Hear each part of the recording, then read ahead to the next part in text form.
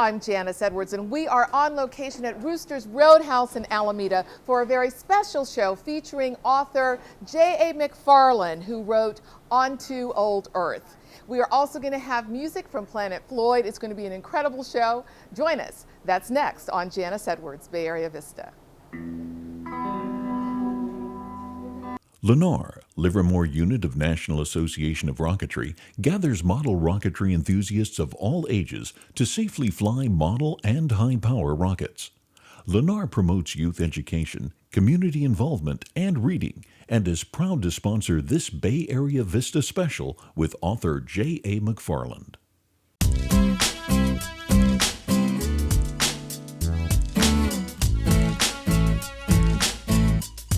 Bay Area Vista, Vista. Bay Area, Bay Area Vista, Vista. Bay Area, Bay Area Vista.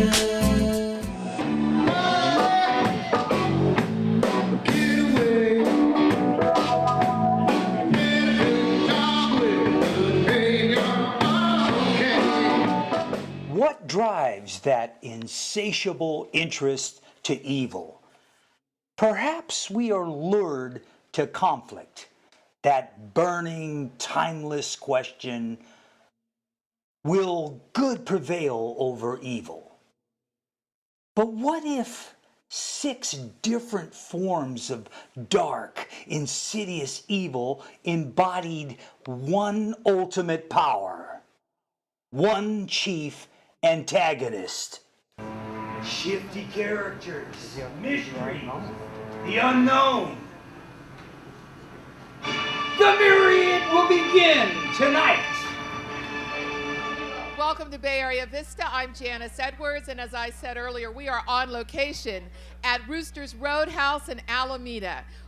J.A. McFarland, author of Onto Old Earth, the first in the Myriad series, has just performed a little bit from the book, a first for this author. We think it's a first.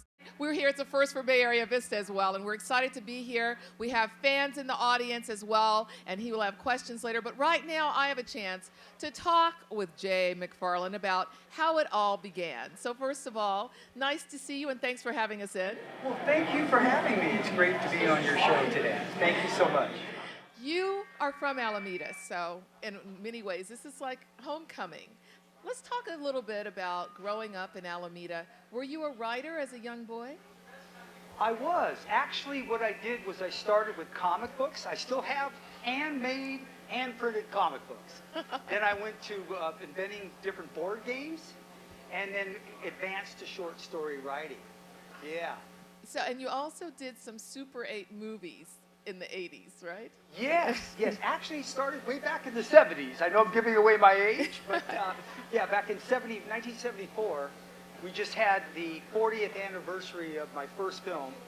And so the Super 8 film and the whole storyline and continuity in creating film process was always an interest to me as a youth. So as we are looking at the Myriad and Onto Old Earth, people have described it as Tolkien-esque. Reminiscent of The Hobbit. Some people have said it reminds them of Game of Thrones. I was talking with Judy earlier, and she was saying she really enjoyed the read, and that's what it reminds her of. What's your inspiration? Was Tolkien part of your inspiration? Yes, Tolkien was a big inspiration. A lot of the old school writers, such as Jules Verne, H.G. Wells, and H.P. Lovecraft, were always an inspiration to me. But I would say that I really like the term Tolkien-esque, that perhaps that should be added to the College New World Dictionary. Tolkien-esque. I'm honored. Thank you. Yes. So he was an inspiration, and I'm kind of using that as a mold for my story. And we mentioned certainly you started writing, but you've had many jobs along the way. In your bio, you mentioned that you had to start working at the age of 19. And so what did you do, and how did that work? How was your time for writing in the midst of all that you were doing?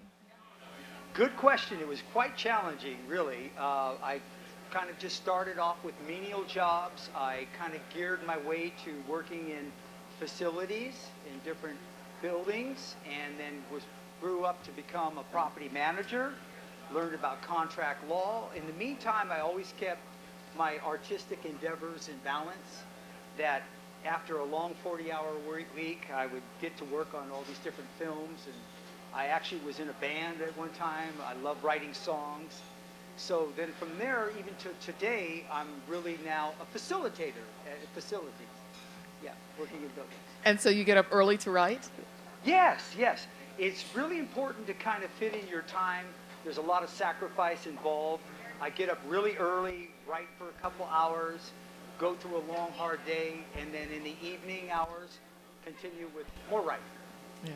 Well, let's talk a little bit about the characters in On to Old Earth. Who inspired you in terms of the king, the other characters?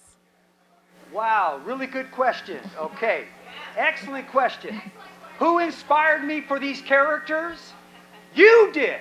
Several of my friends out there already know that a lot of their personalities and traits are implemented into these characters. So many of you, being the musicians and the artists and the actors, were inspiration for me.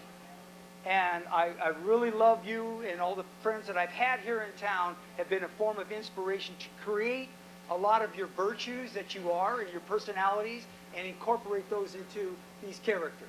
Well, that's fascinating, and I'm sure you must feel good about that if you're one who you see yourself in the book. For people who haven't, and people are waving yes, the different characters. And some of you already guessed who you are, right? Yeah. You already know who you are, so that's great. Yeah. Well, for those who aren't here at Roosters Roadhouse but are watching, how would you describe the characters like Ethwin? Wow, what a question. Now, see, I can see that you've been doing your homework. You've been doing quite a bit of reading. Okay, when she mentions King Ethwin, this question really means a lot, because what I did is, this is really a combination of all my good friends built into one character. It's the essence of mankind, humanity, and even the females said, wow, where can I find a man like that?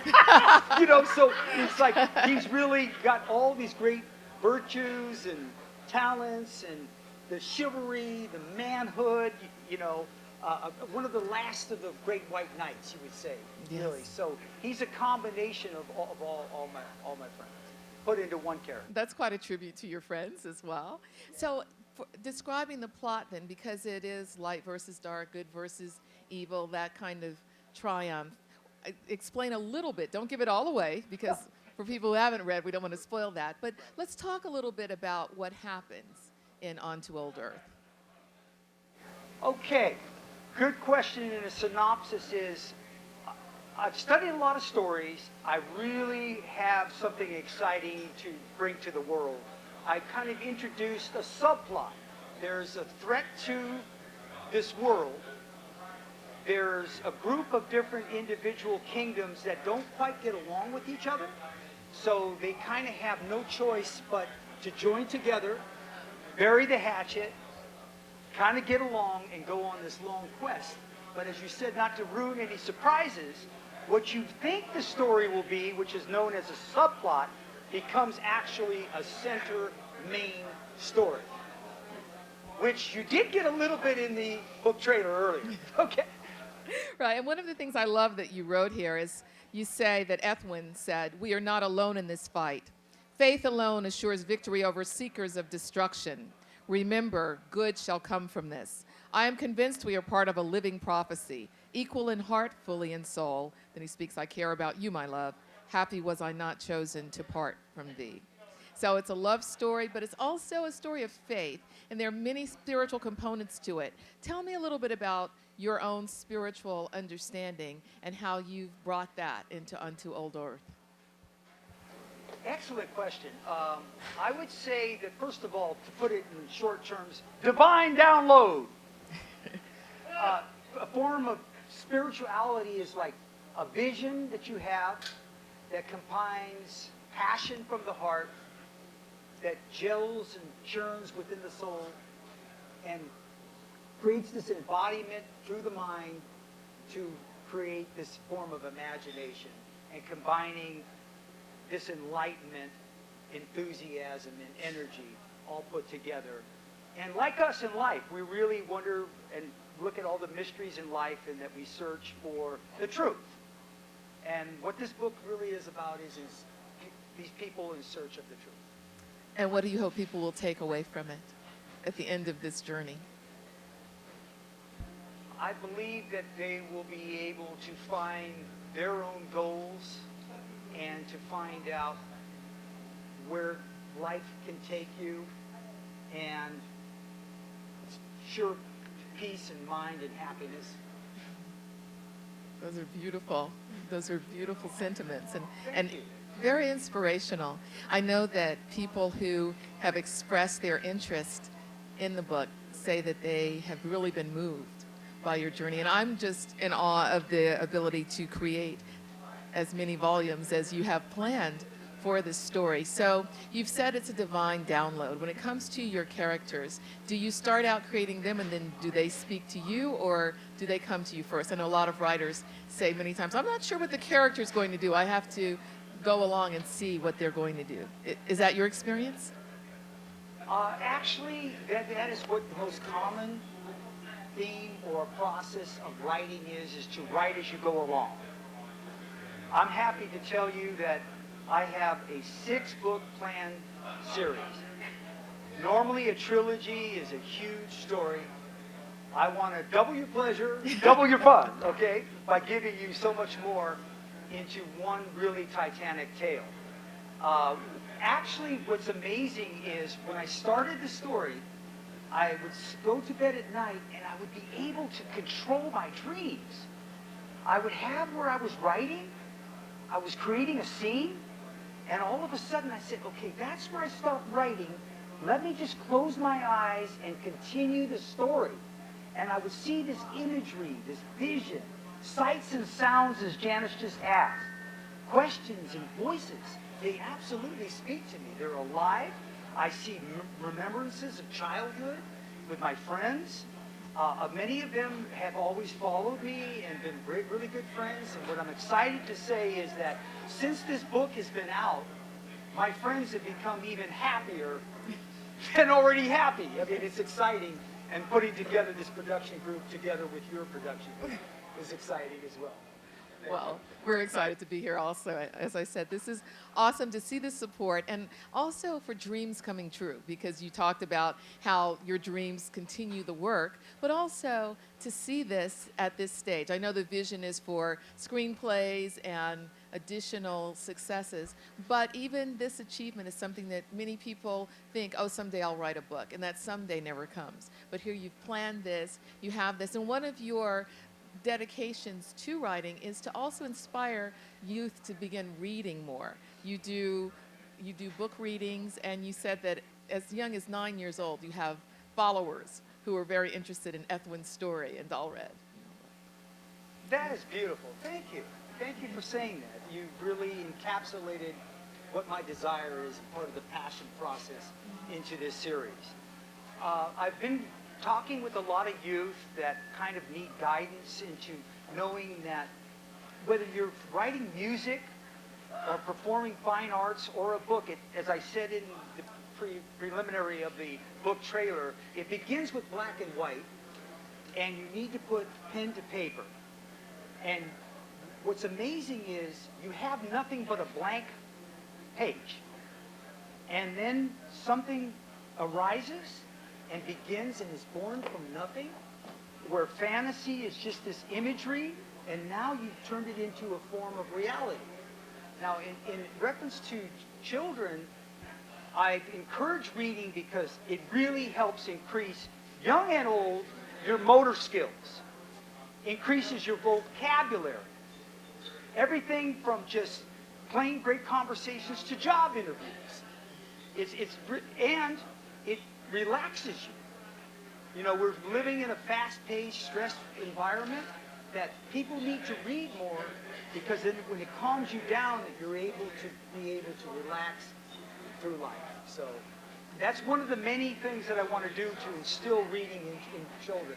And I've been successful with that. Some of them are seeing that a lot of the stories are being used, a lot of the retreads are starting, reboots are appearing, and there was always this kind of form of originality.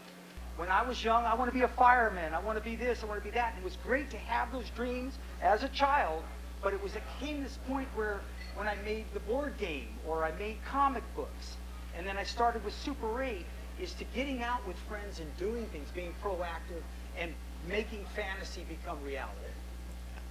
It's quite a talent that you have. I felt some applause coming. You may applaud him if you want to. Wow. Your friends and supporters are here. Feel the love. Thank you. Thank you. Thank you. Very kind. Thank you so much. You know, you've seen a lot of changes in the Bay Area growing up here. What do you consider most important in terms of what being here in the Bay Area has contributed to what you do? It's really a tight-knit family. Here in Alameda, out here tonight, I have classmates, I have friends that I've known since 5 years old. Wow. And we've backed each other. A lot of them are musicians. A lot of them are just hardworking, blue-collar people. There's people here from corporate America that I've met in facilities. And I would say a tight-knit, diversified group that is a brother-sisterhood that is just unmarred, unparalleled. Here. That's beautiful. Thank you. And you were having a performance from Planet Floyd. These are also friends of yours, too, who cover Pink Floyd. And you've written a song, Waylander. So tell me about that. Obviously, the Waylander is a character in On to Old Earth. Who is the Waylander, and why does the Waylander have a song? Another excellent question. Wow, okay. Yes, first of all, I want to thank Planet Floyd is an example of all my friends that were behind me on this project, have come here tonight to perform to you, to offer their support for me and to you and the community. As far back to her question, there are 8 songs in the book.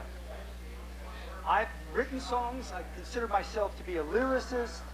I have so many songs that I've kind of kept archived. I looked at Tolkien, and that's why I'm honored to be put up there in bright lights with Tolkien and to be considered Tolkien-esque as far as his descriptions. But to the core of the music is something that's part of my DNA. And I want to thank all you friends there and musicians, because you've been a form of inspiration, that the music is in your DNA as well. The Waylander is, once again, a new form of character. We've heard of Highlander, and we know what a Highlander is, but a Waylander is a completely different kind of hero. Explain the Highlander for those who may not know, and then the Waylander, too. Okay, the Waylander is the last of his kind.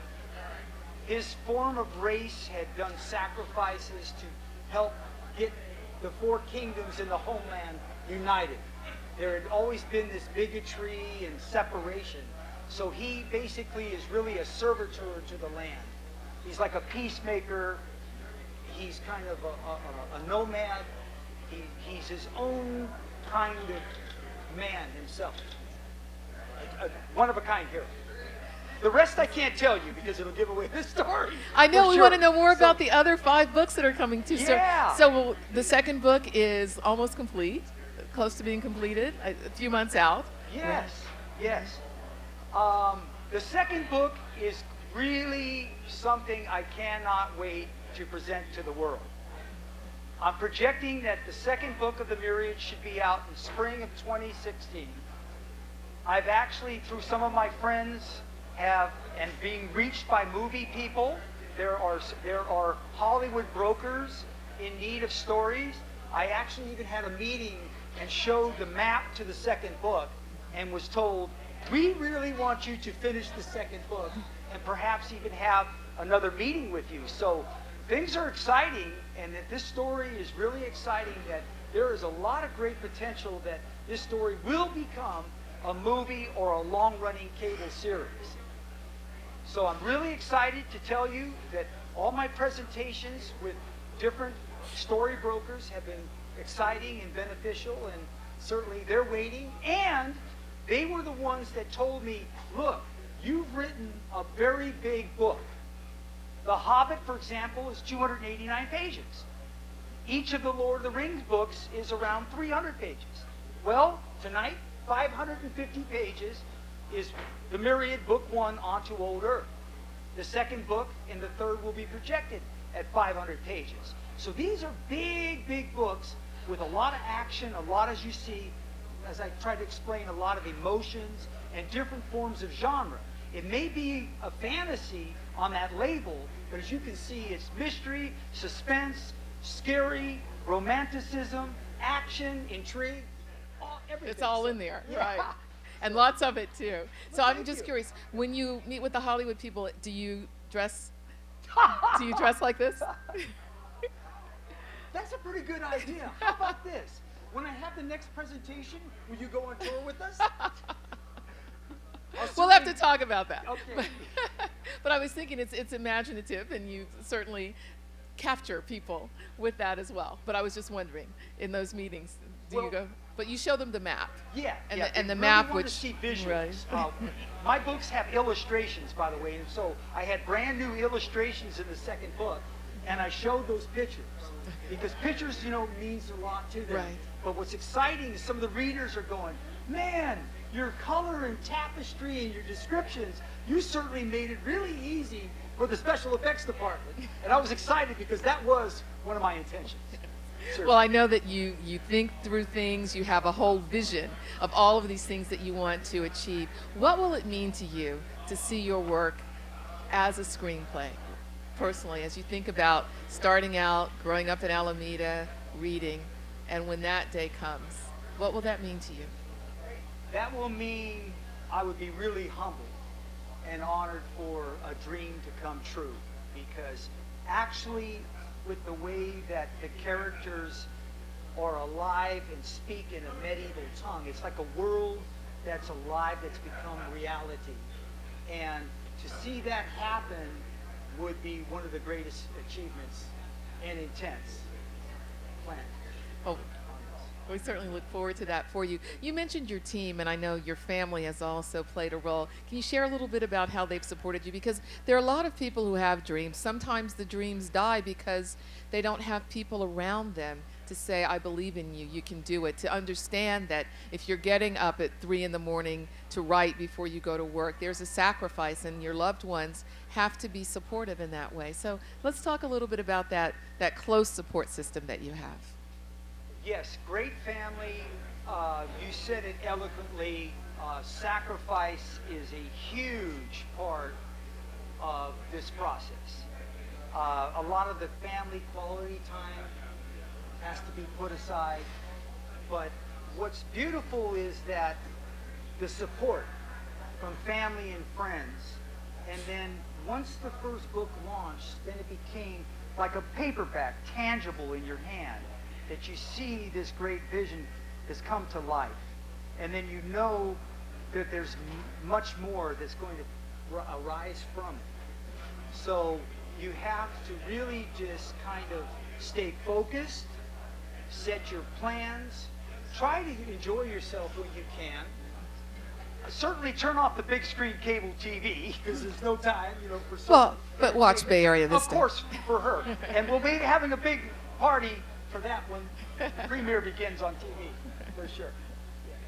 Well, that's good that you have that support. And so for people who start writing and sometimes encounter writer's block, any words of wisdom that you can share? Oh, wow. She is good, isn't she? What a question. Wow. Consummate, you are amazing. Thank you. Woo. Okay. I have talked with other authors. Other authors have had me give advice with social media. There are tools that are out there to get your book around the world. Now, here in America, we have a lot of different competition for different forms of entertainment. Europe is on fire for the book. I'll tell you, they really are. And we want to be able to let them know that you, my family out there, I want to be known as the American Tolkien. Okay? That's what the goal is. Okay? Now, reaching out to people. I have musician friends we've been supporting to want to keep clubs open like this to help those that are my friends in the music industry, to the movie industry. It all begins with writing Many authors are struggling. I know many of you have been so kind to saying your energy, you're infectious, your enthusiasm. These are the driving forces and catalysts that makes an independent publisher or author be able to drive hard to get this product to the world, and that we're making great headway. Now, one of the questions she asked was writer's block. It happens. What happens is I think that the authors are overthinking their story. So there's a form of meditation, doing a little bit of reading, going back and reading some of your own work. Reading that over a second or third time will get you to continue where you left off. I'll pick it up from that point where you got stuck. That's great. And meditation is always good. And as you shared about your dreams too, that's another way to put it to bed and expect that things will continue as you sleep. Very good tips for writers. And I want to thank you, Jay, for what you do to encourage other people through your energy, through your vision, through your example, because that's one of the things that we all need is inspiration, don't we? Absolutely, absolutely. So we want to thank you so much. And so now we're going to continue the show here. We're going to do a set change, and then you're going to hear from Planet Floyd.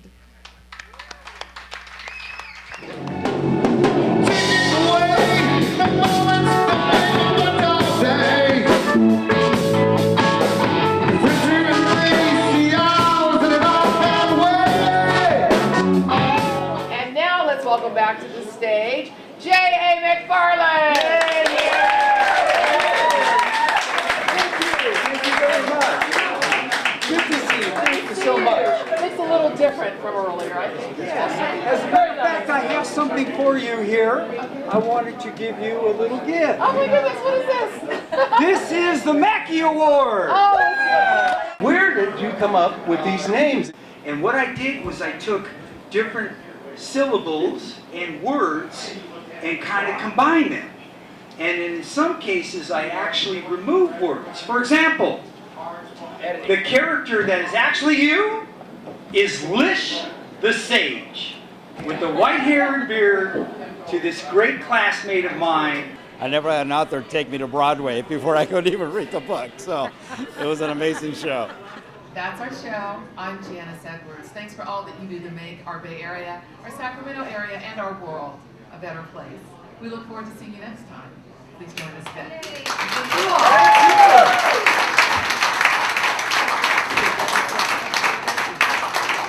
Lennar, Livermore Unit of National Association of Rocketry, gathers model rocketry enthusiasts of all ages to safely fly model and high-power rockets. Lennar promotes youth education, community involvement, and reading, and is proud to sponsor this Bay Area Vista special with author J.A. McFarland.